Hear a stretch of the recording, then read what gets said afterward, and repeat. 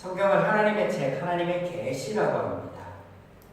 그래서 우리는 성경을 통해 하나님을 알고 하나님께서 하신 일들을 알게 됩니다. 그런데 그렇게 알게 된 하나님에 대한 지식이 믿음이 되고 복된 소식이 되는 것은 이는 하나님께서 언제나 당신의 사랑의 대상인 인간을 위해 일하시는 분이시기 때문에 그렇습니다. 이 때문에 우리가 성경을 왜곡하지 않고 바로 보면 알면 알수록 우리가 하나님 안에서 누릴 수 있는 은혜들, 복들은 많아지게 되어 있습니다. 이를 위해 우리는 성경으로 볼 수 있어야 되겠습니다. 제가 성경 속에서 등장하는 인물, 사건, 말 이것 등에 속지 말라고 하는 것은 이 이유 때문이죠. 또한 우리가 잘 아는 말씀이라는 시각도 내려놓아야 됩니다. 우리가 잘 안다라는 그 시각이 본문 안에서 하나님이 주시는 은혜를 제한하기 때문이다. 지난주에 나누었습니다. 지난주부터 나누고 있는 십계명은 그 내용만 떼어놓으면 독특한 것이나 무엇인가 특별한 것이 없습니다. 일반적인 내용을 다루고 있고 그 당시 사람들 사이에서 지켜지고 있던 것들과 아주 유사할 뿐이기 때문에 그렇습니다.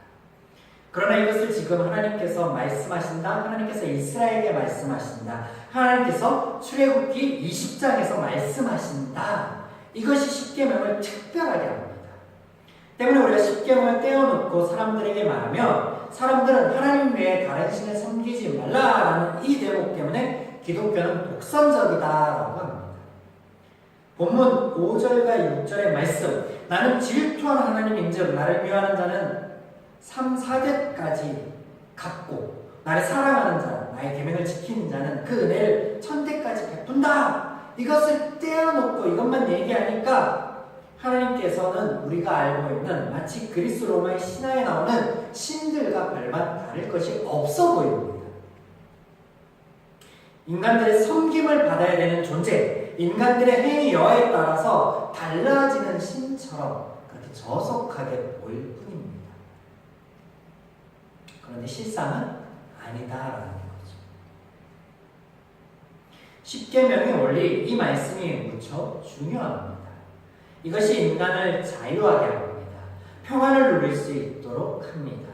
그런데 이 중요한 말씀을 새롭게 시작하는 인류, 노아에게 하지 않으셨습니다. 하나님을 아는 자로 세우기 위해서 부르신 아브라함에게도 하지 않으셨습니다. 출애굽기 20장에 이르러서야 이스라엘에게 비로소 하나님께서 말씀하십니다. 그 이유는 창세기 1장부터 출애굽기 19장까지의 내용을 뒷받침되어야, 그 내용이 뒷받침되고 옳게 분별되어야만 우리가 알 수 있다는 거죠. 그런데 이것을 다 떼어놓고 20장만 떼어서 10계명, 1, 2, 3계명 이렇게 하니까 그 은혜가 반감될 수밖에 없죠. 그 뜻이 왜곡될 수밖에 없죠. 그래서 지난주에 똑같은 물도 상황에 따라, 사람에 따라 그 값어치가 달라진다 했습니다. 지금 출애굽기 20장의 이 말씀을 해석하기 위해서는 창세기 1장부터 19장까지 이어지는 상황과 그 가운데 말씀을 전하시는 하나님, 또 말씀을 듣는 이스라엘, 또 그 관계, 이들이 누군가에 대한 이해가 있어야 바로 이해될 수 있다는 말씀을 드렸습니다. 그래서 하나님이 누구신지, 말씀하시는 하나님이 누구신지, 듣는 이스라엘이 누군지, 그리고 그 안에서 첫 번째와 두 번째 말씀이 갖는 의미를 조금 살펴보았습니다. 지난주에 이어서 오늘 말씀을 나눌 텐데요. 20장에서 하나님께서 10마디의 말씀들을 하십니다. 우리가 십계명이라고 알고 이야기를 하지만 엄밀히 말해서 이것이 계명이 아닙니다. 그냥 하나님께서 하나, 둘, 셋 해서 10가지 말씀들을 그냥 하셨습니다. 이것을 계명이다, 이것을 율례다, 이것을 법조문이다라고 하시지 않았습니다. 또 십계명을 표현하지 않으셨습니다. 그 이유에 대해서, 그 내용에 대해서 조금 이따 살펴보겠습니다. 하나님께서 20장에서 10마디의 말씀을 하시면서 반복하여서 표현하시는 말씀이 있습니다. 그게 무엇일까요? 내 하나님 여호와라는 표현입니다. 내 하나님 여호와. 그러면 이게 참 중요합니다. 십계명 안에서 이게 어떻게 보면 가장 중요한 표현이에요. 이게 2절과 5절, 7절과 10절에 등장합니다. 지난주 말씀을 나누며 제가 십계명이 최초의 성문법인 함무라비 법전과 유사하다라고 하였습니다. 엄밀히 말하자면 유사점이 있는 부분은 5계명부터 다섯째 말씀부터 10번째 말씀까지입니다. 인간과 인간 사이의 규칙들, 지켜야 될 것들을 말하는 것, 또 이것을 세부적으로 나열한 레위기 말씀과 유사하죠. 아무튼 법전이라는 것, 사람들이 지켜야 될 규례와 율례 등은 아주 오래전부터 전해졌고 만들어져 왔습니다. 우리는 이 사실을 통하여서 규례와 율례의 필요성과 무용성을 발견합니다. 먼저 필요성이라 하면 사람과 사람 사이에 발생할 수 있는 분쟁과 다툼을 중재할 기준이 필요하다는 거예요. 이에 사람들이 이것을 만들고 지키고자 하였다라는 거예요. 그래서 필요한 것. 또 무용성이라 하면 이런 법규들이 아주 오래전부터 지금까지 오늘날에도 전해지고 있고 사람과 사람 사이에서 기준이 되고 또 판결하는 거에 도움을 주고 있음에도 불구하고 원천적인 문제, 사람과 사람 사이에 발생하는 그 다툼과 분쟁들은 사라지지 않고 여전히 존재하고 있다는 거예요. 즉 원천적으로 해결되지 않는 문제들, 이것들이 있기 때문에 사람들이 만들어 놓은 법규라고 하는 것은 문제 해결을 위한 임시 방편에 불과하다라는 겁니다. 그래서 무용성이에요. 필요하지만 그 필요성이 온전히 느껴지지 못하는 계륵이라고 표현하면 맞을까요? 그래서 지난주 모세가 백성들의 재판관이 되어서 그들을 다스리면서 하였던 말을 통해서 하나님께서 지키고 따를 만한 것, 하나님의 말씀을 주셔야 됨을 복선을 깔아놓으셨다 라고 제가 하였습니다. 그런데 그렇게 주신 것이 이미 사람들과 사람들 사이에 전해지고 알려졌던 것하고 별반 다를 게 없다라는 거예요. 내용적으로. 그러면 우리는 도대체 어디에서 그 차이를 발견해야 되냐는 거예요. 지난주 잠깐 언급하였지만 하나님께서 주셨다는 거예요. 하나님께서 말씀하셨다는 거예요. 그래서 하나님이 그 차이를 만드신다는 거예요. 사람과 사람들 사이에 지켜지는 규례와 율례는 누가 만들었는데? 사람들이. 지금 똑같은 거지만 주시는 이가 다르다는 거예요. 그게 하나님이다. 하나님께서 이 차이를 만드시고 특별하게 하신다는 거예요. 이 말을 좀 풀어보겠습니다. 목이 무척 마른 사람이 있어요. 이 사람의 문제 해결하는 방법이 무엇이겠습니까? 물을 마셔라라고 문제 해결의 방법을 제시하는 게 아니라 물 자체를 주면 근원적인 문제가 해결이 됩니다. 맞죠? 그러면 앞서 얘기한 것처럼 사람과 사람 사이에 해결되지 않는 것은 문제 해결을 위한 방법만을 제시하고 있었다는 거예요. 그런데 하나님은 물 자체를 주어서 해결하여 주셔서 그 문제 자체를 아예 해결하여 주신다는 거예요. 이게 하나님의 방법이었다는 겁니다. 그래서 하나님께서 규례와 율례를 주시는데 이것을 주실 때 지킬 수 있도록 만들어 주신 후에 이것을 주신다는 거예요. 그러면 이해가 되시나요? 바로 하나님께서 출애굽기 19장까지 이 일을 해오신 거예요. 죄인이 된 인간들에게 하나님께로부터 오는 하나님이 주신 마음이 아닌 두려운 마음을 갖게 되었어요. 죄인들이 하나님에 대하여 두려워하니 하나님께서 이 두려움의 마음을 해결하여 주시기 위해서 아담과 하와를 찾아오시는데 그들을 징계하거나 벌을 주셔서 두려움의 마음을 증폭하여 주시는 것이 아니라 그들이 부끄러워하니 그 부끄러움을 가려주시고 그들 위하여서 이후에 생길 일에 대해서 자세하게 그 결과들에 대해서 설명하여 주시고 말씀하여 주시고 불편한 마음을 갖고 있는 그들이 불편한 마음을 갖는 대상과 함께 있는 것조차 허락하지 않으시고 에덴으로 내보이시면서 그 두려운 마음을 해결하여 주십니다. 그들의 필요를 채워주십니다. 인간 사이에 죄 때문에 자멸할 수밖에 없을 때 그들을 건져주십니다. 아브라함을 부르셔서 아브라함 만드는 과정을 통해서 그에게 하나님에 대한 바른 삶과 믿음을 주셔야 하셨기에 그의 불신앙 때문에 생기는 말과 행동의 모든 책임을 하나님께서 지셨습니다. 아내를 루이라고 속였을 때 하나님이 원치 않은 자식을 낳게 하였음에도 그 자식과 또 그 부인에게 은혜를 베푸셨던 하나님. 아브라함이 책임지셨습니까? 아니요. 하나님이 책임지셨고 하나님이 수습하셨습니다. 이스라엘을 약속대로 이집트에서 나오게 한 모든 과정에서 그들을 보호하셨으며 그들이 광야에서 생길 수 있는 당연한 결핍 속에 그들은 언제나 불평하고 불만을 늘여놓을 때 하나님께서는 묵묵히 그들의 필요를 아셨기에 채워가셨습니다. 이 과정에서 인간들이 섬기며 알고 있던 모든 신들의 무용성을 드러내셨으며 하나님만이 유일하신 신임을 알리셨습니다. 인간들이 그들 자신을 위하여 신상을 만들던 그 행위 자체가 불필요함을 알게 하셨습니다. 그런 그들에게 하나님께서 말씀하시죠. 하나님만 섬겨라. 니들이 섬기던 그 많은 섬김이 헛된 일이구나 말씀하시고 우상을 만들지 말라 말씀하심을 통하여서 너희 자신을 위해서 만들고 제사하고 섬기는 그 모든 죄의 행위가 불필요하다고 하십니다. 지키기 어렵거나 까다로운 것이 아니었습니다. 그냥 말씀대로 아무것도 하지 않으면 되는 아주 쉬운 말씀이었습니다. 못 지킬 이유가 없었죠. 이후에 등장하는 십계명의 모든 말씀들의 원리가 이와 동일합니다.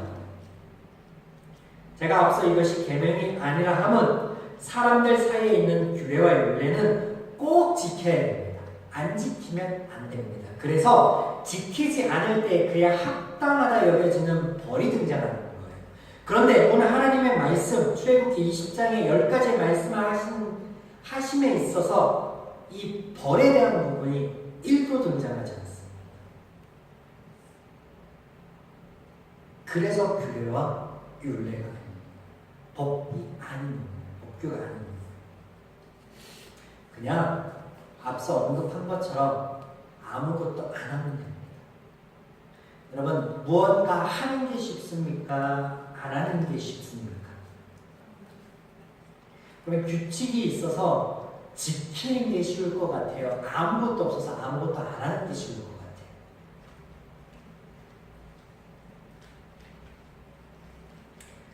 이렇게 예를 들어보겠습니다. 초등학생인 저희 큰딸이 쉬는 날을 그렇게 좋아합니다. 왜냐면 정해진 게 없이 자기 자신이 하고 싶은 대로 해도 100%는 아니지만 다 허용되는 날이기 때문에. 반대로 평일에 주어진 일과가 있습니다. 시간이 되면 일어나야 되고 학교에 가야 되고 학교에서 주어진 시간들을 보내야 되고 무엇이 더 쉬운지 알기 때문에 그렇죠.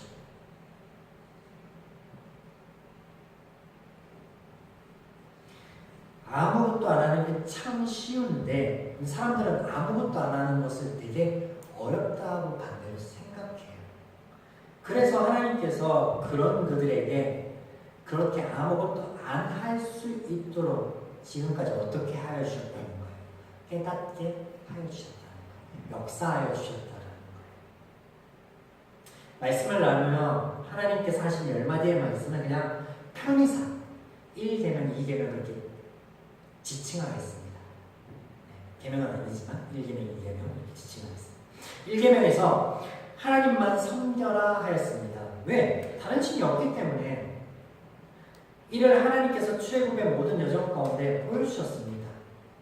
2계명으로 넘어가서 우상을 만들지 말라 하셨습니다. 여기서 질문. 우상을 만들지 말라 하셨을 때 이 우상이 다른 신상을 말하는 걸까요? 아니면 하나님 자신을 말하는 걸까요? 전자다, 후자다? 후자입니다. 후자. 자, 지금까지 이스라엘 백성들이 이방 종교 안에서 수많은 신들을 알고 접했습니다. 섬기기도 했겠죠. 그런데 하나님께서 그 모든 것이 허상이며 하나님만이 유일한 신임을 알게 하셨어요. 그리고 그 하나님을 섬기라고 1계명에서 말씀하셨어요. 이때 인간들이 하나님만 유일하니까, 다른 모든 것들이 아니라 하나님만 섬겨야 되니까 섬기려 하겠죠. 이때 되도록이면 잘 섬기려 한다, 그냥 대충 섬기려 한다. 잘 섬기려 하겠죠. 왜냐면 뭐 아니면 도예요. 섬길 분이 딱 한 명밖에 없으니까, 한 분밖에 없으니까. 하나님을 섬기는 방법에 대해서 그들이 잘 모르니까 취할 뻔한 행동들이 있단 말이에요. 그게 뭐예요? 그 이전에 하던 것들을 답습하는 거예요. 그게 뭡니까? 신상을 만들고 그 앞에 제사 드리고 경배하는 거예요. 하나님이 이스라엘이 이렇게 할 것을 아셨다, 모르셨다? 아셨죠. 그러니까 하나님이 너희들이 나를 섬긴다고 섬길 때 그 전에 행하던 대로 나를 비겨서 어떠한 신상을 만들고 그 앞에 제의를 드리는 그 모든 것들 어떻게 하지 말라라고 하시는 거예요. 그래서 출애굽기 20장 23절에 이렇게 말씀하시죠. 너희는 나를 비겨서 은으로나 금으로나 너희를 위하여 신상을 만들지 말라. 하지 말라. 네, 이 말씀하시면서 지난주 말씀 나눈 것처럼 이것이 너희를 위함이다라고 하십니다. 그렇습니다. 인간들이 신상을 만드는 목적, 그 앞에서 제사를 드리고 경배드리는 목적이 뭐냐면요, 신을 위한 게 아니에요. 신을 경배하고 신을 높여드리기 위한 게 아니라 정작은 그 행위들로 인해서 신으로부터 오는 어떠한 형태의 은혜라든지 복을 얻기 위한 수단으로서 그렇게 등장하는 거예요. 하나님이 그러한 목적을 하는 모든 행위를 하지 말라라고 하십니다. 너희가 생각하는 것들이 정작 너희를 위한 일이 아니다 하십니다. 그래서 하지 말라 하십니다. 지금 이 말씀을 앞서 언급한 바 다른 이방신들이 아닌 하나님을 향한 말씀인데요. 하나님께서 당신을 그렇게 섬기지 말라 하시는 거예요. 그렇다면 유일한 신이신 하나님을 도대체 어떻게 섬기라고요? 라고 질문을 할 수 있겠죠. 이스라엘 백성들이. 그래서 등장하는 게 이 계명의 설명부인 후반부와 3계명인 거예요. 먼저 이 계명의 후반부가 되는 5절과 6절 말씀을 볼까요? 여러분 한번 읽어주실래요? 5절과 6절 읽겠습니다. 시작. 그것들에게 절하지 말며 그것들을 섬기지 말라. 나의 하나님 여호와는 질투하는 하나님이지 나를 위하여 자기의 절대 아버지로부터 아들에게로 3,4대까지 이르게 하느니라. 나를 사랑하고 내 계명을 지키는 자에게는 1,000대까지 은혜를 베푸느니라. 보세요. 하나님께서 하지 말라 하시면서 하시는 말씀이 하나님께서 이방신들을 섬기는 방법처럼 당신을 섬기지 말라 하시는데 이렇게 섬기는 것 자체가 나를 미워하는 것이다. 그것은 죄다라고 하십니다. 하나님이 미워하는 행동이다 라고 하시면서 반대로 그러면 나를 어떻게 섬길 것인가를 6절에서 말씀하시는데 나를 사랑하면 된대요. 그리고 나를 사랑하는 것은 나의 말씀을 지키는 것이다 라고 하시는 거예요. 예수님이가 동일하게 말씀하시죠. 나를 사랑하는 자는 어떻게 하는 자라고? 나의 말씀 지키는 자라고 동일하게 말씀하시죠. 그런데 여기서 말씀을 지키는 것, 하나님을 사랑하는 행위는 뭐예요? 아무것도 안 하는 거예요. 얼마나 쉽습니까? 왜 다른 신을 섬기지 말라, 하나님의 신상을 만들지 말라, 헛되게 하나님을 부르지 말라, 안식을 구분하되 아무것도 하지 말라 하시는가? 우리가 찾고 구하지 않아도 하나님께서 공급하여 주시고 채워주시고 해결하여 주시기 때문이라는 거예요. 그분이 우리를 사랑하시는 아버지고 우리는 그분의 자녀이기 때문이다라는 거예요. 하나님께서 이를 위해 당신을 증명해 보이시겠다라고 출애굽기 15장에서 약속까지 하여 주셨고 모세를 부를 때 이미 이스라엘은 나의 장자라고 말씀하여 주셨습니다. 5절에 동일한 표현이 나오는 거예요. 질투하는 하나님이라는데 여기서 질투가요 단어의 원어적인 의미가요 하나님의 열심을 의미하는 거예요. 하나님의 열심. 그래서 원어적인 의미를 살려서 본문 5절과 6절을 해석하면 이런 의미가 됩니다. 하나님께서 자신들을 수고하여 하나님께서 자신들을 위하여 수고하고 애쓰는 인간들에게 아무것도 하지 말라 내가 해주겠다 약속하여 주시며 또한 당신에게조차 섬기기 위한 어떤 일들도 하지 말라 나는 너희가 섬겨야 할 대상이 아닌 너희를 위한 아버지임을 너희가 아는 것으로 족하다 내가 이를 위하여 열심을 내어 너희 가운데 일하겠다라고. 언제까지? 천대까지. 이 말은 영원히 그렇게 하겠다라는 거예요. 그리고 너희가 잘못한 것은 3, 4년. 무슨 말이에요? 반대급부로 내가 짧게 그것을 끊어서 돌이킬 수 있도록 열심을 내겠다라는 거예요. 하나님의 약속.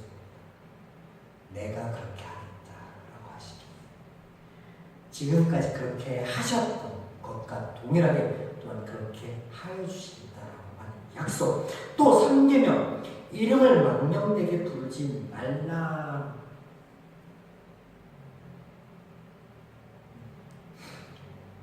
이 말씀은요 종교적인 의미를 담고 있습니다. 고대 종교의 인식 안에서 사람들은 신의 이름을 부르는 것, 또 신의 이름을 아는 것이 그 해당 신의 능력과 권능을 부리는 것으로 인식하여 왔습니다. 그래서 신의 이름을 부르는 게 아니라 제 행위를 할 때는 그 신의 형상을 빗댄 어떤 호칭 같은 것을 불러왔습니다. 여러분 영화 엑소시즘이나 그 사제들 우리나라 영화 사제들 보면 이런 대목이 나와요. 그 귀신을 내쫓는데 사단을 내쫓는데 먼저 그 사단의 이름을 알아내는 작업을 해요. 그래서 이름을 알아내고 난 후에 그 이름을 부르면서 명령을 하면 그 귀신이 그 축기가 돼요. 쫓아가요. 사람들의 이런 그 고무대부터 내려오던 어떤 신의 이름을 부른다라는 것에서 기인한 그런 문화라는 거예요. 그런데 모세가 하나님의 첫 대면에서도 이와 같이 그런 이름을 요구했던 거예요. 하나님의 이름. 하나님께서는 이런 종교적인 주실적인 이방 신관에서 하나님을 헛되이 부르는 짓거리들을 그만두라라고 하시는 거예요. 그만두라. 사람들이 이렇게 신의 이름을 부르는 것 이것 자체도 자신들을 위한 행위인데 자신들의 필요와 문제를 해결하는 방편으로 그렇게 하는데 하나님께서는 그렇게 하지 말라고 해요. 왜냐면 니들이 그렇게 부르거나 니들이 그렇게 제 행위를 하지 않아도 필요를 알고 채워주시고 문제를 해결하여 주실 것이다 라고 하나님이 열심을 내어주실 것이다 라고 하셨으니까 하지 말라고.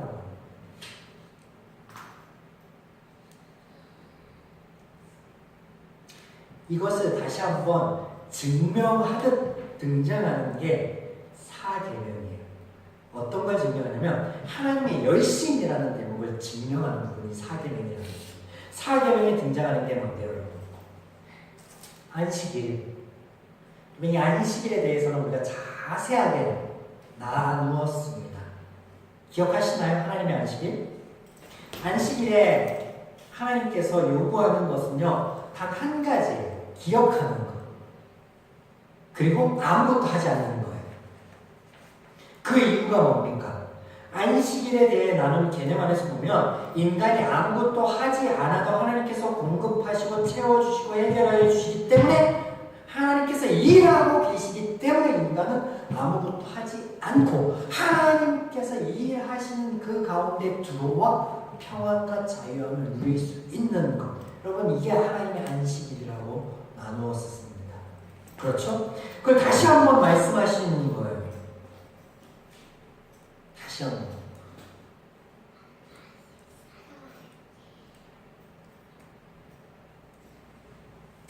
그래서 하나님께서 20장에서 10가지의 말씀을 하시며 당신을 너희를 위한 하나님, 내 하나님 여호와라. 내가 그냥 신이 아니라 내가 그냥 여호와가 아니라 내가 그냥 하나님이 아니라 어떤 하나님이에요? 너를 위한 하나님. 내가 존재하는데 그냥 존재하는 것만이 목적이 아니라 너를 위해 일하고 수고하고 열심히 하고 애쓰는 너를 위해 생각하고 너를 위해 모든 것들을 계획하는 그런 하나님. 당신에 대해서 정의하기를 너를 위한 하나님이다라고 하십니다. 하나님께서 이런 하나님께서 1계명부터 4계명까지 말씀하신 거라고는 아무것도 하지 말라라고 합니다. 왜? 하나님이 너의 모든 문제, 그것들, 결핍들 안다. 해결해 주시고 채워주시겠다고 약속하여 주셨기 때문에 이런 열심을 내는 하나님을 하나님이 오직 한 가지 너희는 아무것도 하지 말되 기억하라고 하십니다. 그래서 8절 안식일을 기억하며 거룩하게 지켜라. 너희들이 기억하되 이를 구분하여라. 여러분 우리가 늘 신앙생활하며 이를 잊지 말았으면 좋겠습니다. 우리가 하나님을 섬기고 하나님께 무엇인가를 드리는 것이 아닌 하나님께서 우리를 위하여 일하신다라는 사실. 그래서 여러분 마음에 감동이 돼서 우리가 하나님 앞에 예배를 드리고 찬양을 하고 헌금을 드리고 봉사하는 그 모든 것들을 하나님을 위해서 하였다라고 하지 맙시다. 그래서 우리에게 찾아오는 아픔과 결핍 안에서 하나님이 오늘 말씀하신 대로 약속대로 역사하여 주시지 않는 것만 같아. 왜? 내가 원하는 방법과 내가 원하는 시기와 내가 원하는 상황들로가 아닌 하나님이 우리 보시기에 가장 적합하고 알맞은 것으로 역사하여 주신데 우리는 미련하여서 그것을 못 보고 못 깨달을 때 하나님 내가 어떻게 하나님을 섬겼는데 하나님 내가 어떻게 하나님 앞에 헌신하고 봉사하고 하나님께 드렸는데 그렇게 하지 말자. 하나님을 위한 게 아니라 내 마음에 감동이 있어서 그 감동에 나를 위로하고 나의 마음의 평안함을 위해서 하였다라고 고백하여 자 그렇게 신앙생활을 하자. 우리가 이런 하나님을 잊지 맙시다. 그래서 우리가 하나님 앞에 열심을 내는 게 하나님을 위한 게 아니라 우리를 위한 하나님, 그 하나님